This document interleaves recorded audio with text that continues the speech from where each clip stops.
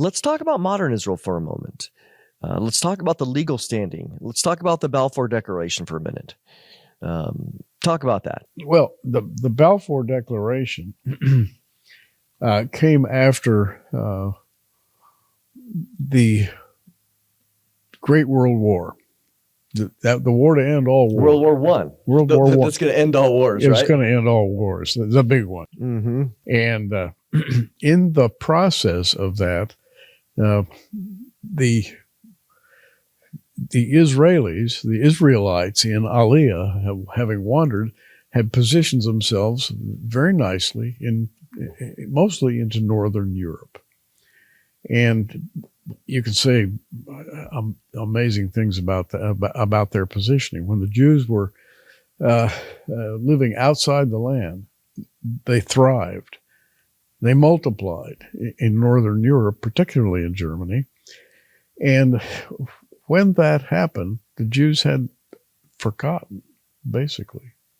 If you look at their history, they had forgotten about the promises of going back to the land. They say, we're doing fine here. Mm-hmm. We've all settled in, and we're not sure about this whole biblical thing about going back to the land. And in fact, they became rooted in Europe, as is widely known. Had a good life. Terrific life. And they called themselves the best Germans, quote unquote. We are the citizens to end all citizens in Germany. And they were the poets, the scientists, they were the producers of new products and inventors, everything you can think of. And hey, why go back? Yeah, why go back to a desolate land? And then God arranged something. Mm-hmm. After the Balfour Declaration, going into World War I, there was a great upheaval in Germany. Everybody remembers it. Everybody knows about it. And that was the impetus of a return to the land. And we all read about it. We thought about it. We have watched it since 1948. Yeah. And we've all said, this is going to be great. Israel's building up the land. They're going to be settled in. They're going to assume their true identity. And of course, if you've read Bible prophecy, you know that there's still another war to come. And yeah, there is. Yep. A warlike situation. Yep. And it's going to be aimed right at the Jews. Yep. Prophecy. So I think if we see what we're talking about here is we're talking about the promises that God made, and then we're bringing in the element of the spiritual battle that right. There's a satanic hatred of the Jews. Why? It's not so much that the Jews are anything special, except that God said they were. And so the fact that God has chosen to bring the Jews into existence from Abraham, Isaac, and Jacob all the way down, and to bring the Messiah through the line of Judah and then through the line of David. So now he hates them for what they do. He also knows that we have several passages in Scripture, Hosea 5:15, Matthew 23, that Jesus can't return unless the Jews ask him to return. Jesus says, you will not see me again until you say, blessed is he who comes in the name of the Lord, in Matthew 23, right. 37 through 39. So when you look at that passage, Satan's like, oh, well, I got to annihilate the Jews so that they can't ask Jesus to come back. And because if they can't ask Jesus to come back, well, then Jesus can't come and rule and certainly disarm Satan fully and finally and put him in prison. So that being said, as we approach the end of the age, God has brought Israel back, and he's given them legal right through the Balfour Declaration. Also, the League of Nations in 1923, they issued the mandate for Palestine, which was given to the British to implement and to manage. But then in 1947, you have the UN partition plan. So when you have this, the United Nations itself coming in and saying, we are agreeing internationally, legally, to give Israel a place in the land, which they haven't had since they were kicked out in the first and second centuries with the great revolts. All of a sudden now, I think Satan's put on notice. What? the very United Nations has given official legitimacy, and at the time, the people that were part of the I would call the quasi government of Israel, which wasn't Israel, when they heard this, there was a time frame. They had to have it done by October of 1948, but Israel preempted it because the British were phasing themselves out in the early part of 1948, and so May 14, 1948, they declared we're a state based on the UN resolution, 181 from the previous November. So now here it is, a miracle, a nation, Isaiah 66, a nation's born in one day. However, comma. There's a big however, and we mentioned the idea of the Khazars a minute ago, and you said, well, let's put a few more facts in play here, and then get back to the idea of the Khazars. There were many people all over the world who objected to the idea that the Jews had returned to the land and that the nation Israel was reborn. Christians celebrated it, particularly Bible-believing Christians. Yeah. And others, dispensationalists, celebrated the fact that others didn't. Other Christians didn't. Others did not. And some people said, those aren't Jews at all. They're not the true 12 tribes. And they resurrected an old myth, the Kazarian myth, which is that the Jews were not from the 12 tribes, but rather they were tribes from the east, from the steppes of Russia, who traveled toward Europe and took on the identity of Jews and called themselves Jews. And where do you go with that?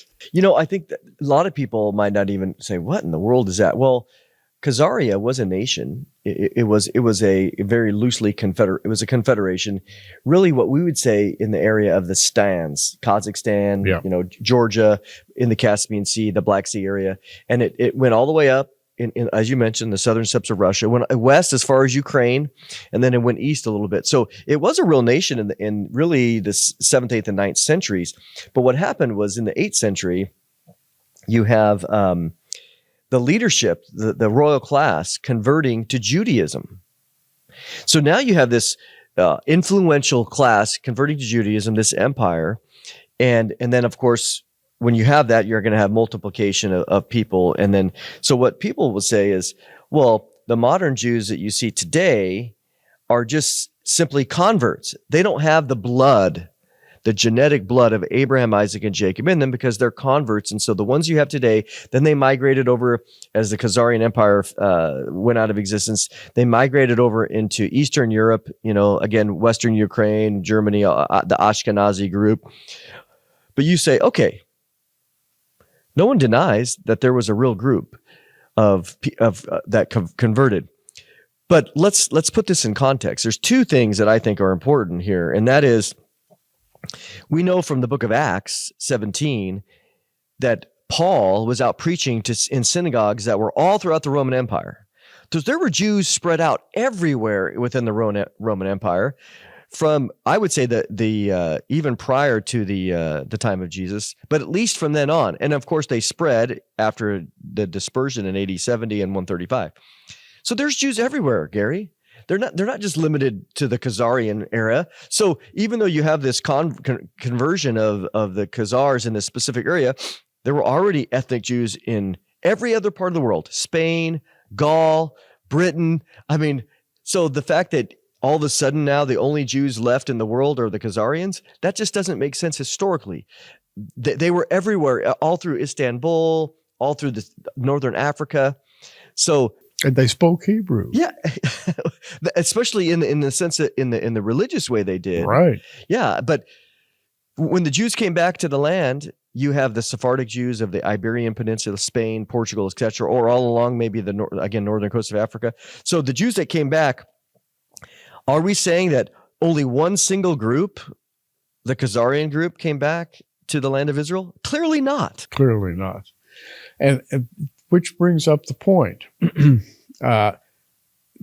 We now have the means through genetic research to look at haplotypes and to determine which bloodline you come from. And all 12 tribes have been identified by a tribal haplotype.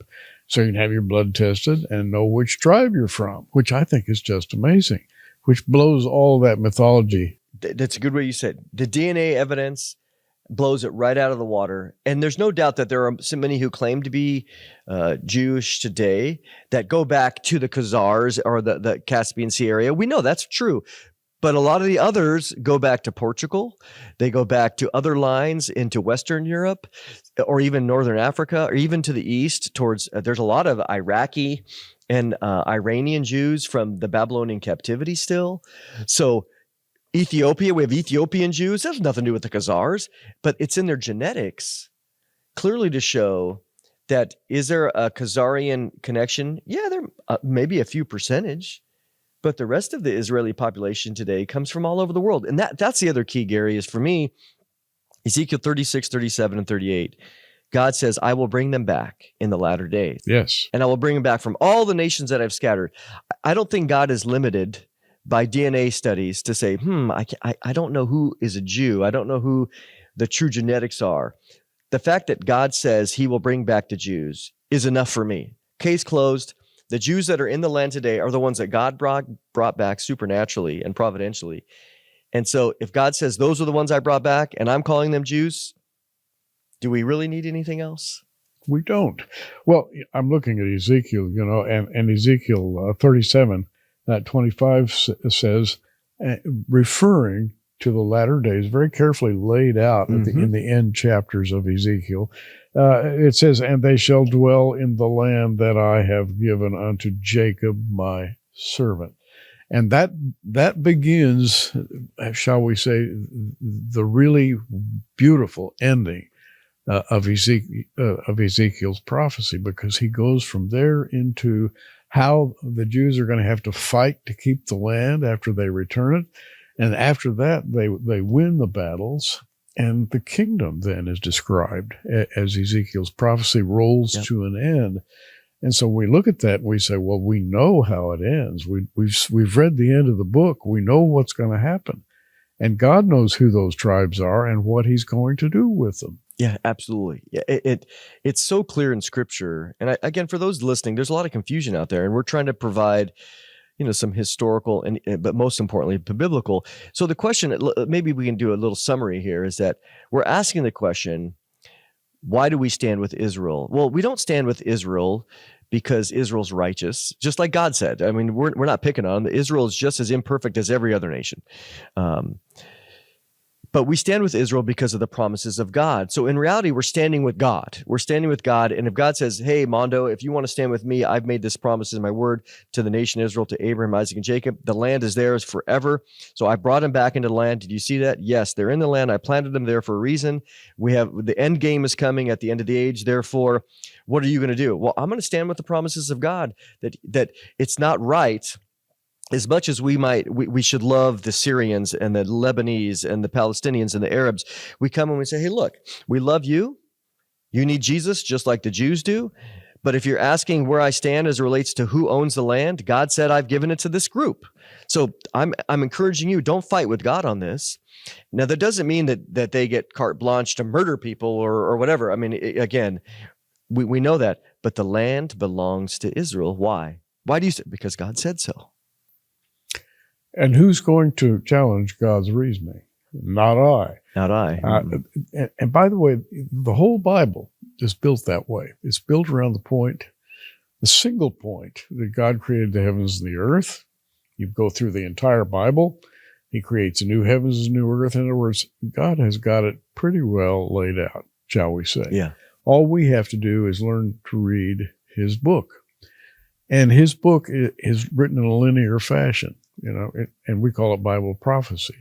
It begins over here, and it has a middle, and you go to the New Testament, and things happen there, and then it has an end. And right in the middle of all that are the 12 tribes. Basically, they're driving what happens sociologically on the face of planet Earth. And God made the decision that they would have that position. And, the Jews sometimes have been heard to say, God, why did you choose us? Yeah, why did you choose us?